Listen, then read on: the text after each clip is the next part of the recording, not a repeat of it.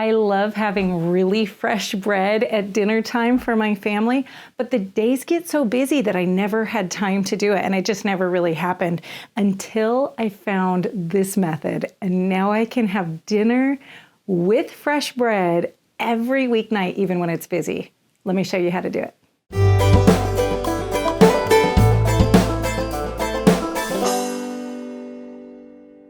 All right, in this method of bread baking, we're gonna make a big batch of no-knead bread that you can pull off of throughout the whole week. You're gonna pull off 1 loaf's worth and let it rise and cook it up, and it's gonna take very little work time. But your first day where you're mixing up your bread is gonna take a few minutes. It's actually pretty surprisingly easy.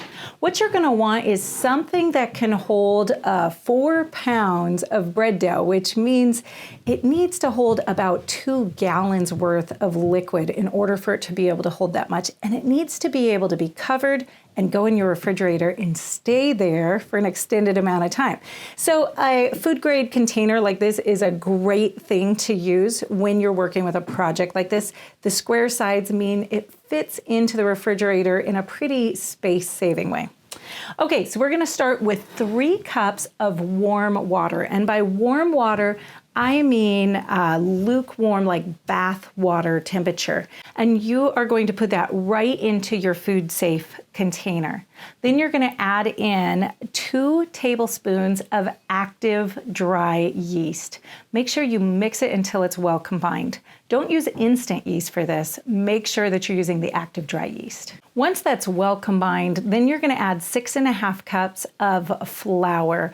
All-purpose white flour is great, but you can also use a mixture of all-purpose white and whole wheat flour. And 1½ tablespoons of a good quality salt.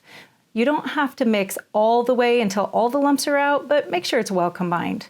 Remember, because this is a no-knead bread, you're gonna be looking for a very damp to wet dough.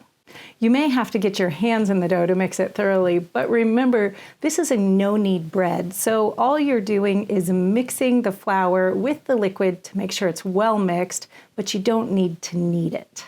Once it's well mixed, cover it with a piece of plastic wrap and top it with a towel and set it in a warm place for about 2 hours. After the 2 hours is up, it's ready to slide into the refrigerator. Now your dough is ready to sit in the refrigerator and wait for you to knead it on a busy day.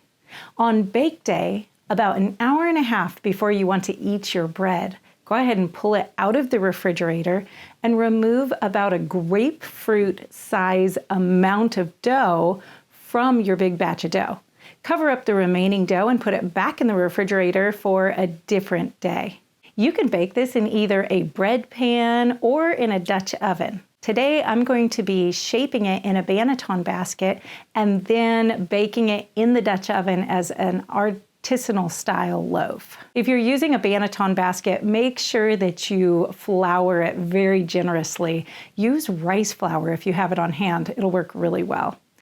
And then working with your grapefruit size lump of dough, you're gonna wanna stretch all the sides so that it has a smooth outer skin and pinch them together on the bottom side. This should go really quickly, and make sure you add a little extra flour if you need to so it doesn't stick to your hands. Now place it nice side or top side down into your banneton basket. This will have to rise for about 40 minutes. About 20 minutes into the rise time, you'll need to turn your oven to 425 degrees Fahrenheit.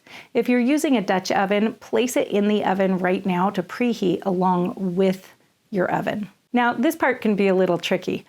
Place a piece of parchment paper over the top of your banneton basket, and then flip your basket gently onto it, releasing the bread dough, hopefully nicely shaped now, onto the parchment paper. Use the parchment paper to transfer your bread loaf into the Dutch oven. Put the Dutch oven lid on and slide it into the hot oven. Be careful, the Dutch oven is hot. We're gonna let this cook for about 30 minutes, and then we're gonna remove the lid of the Dutch oven and make sure that it's nice and golden brown. If it's not golden brown yet, slide it back into the oven for a few more minutes. When the bread is done, make sure you take it out of the Dutch oven and slide it onto a cooling rack just for a few minutes until you're ready to slice it for dinner. And there you have it, fresh bread on the table in just a few minutes of work time. And that's how I get bread on the table for fresh bread at dinner time. If you want the written directions for this project along with the written recipe, you can check out the link in the description or go to homesteadingfamily.com/easybread.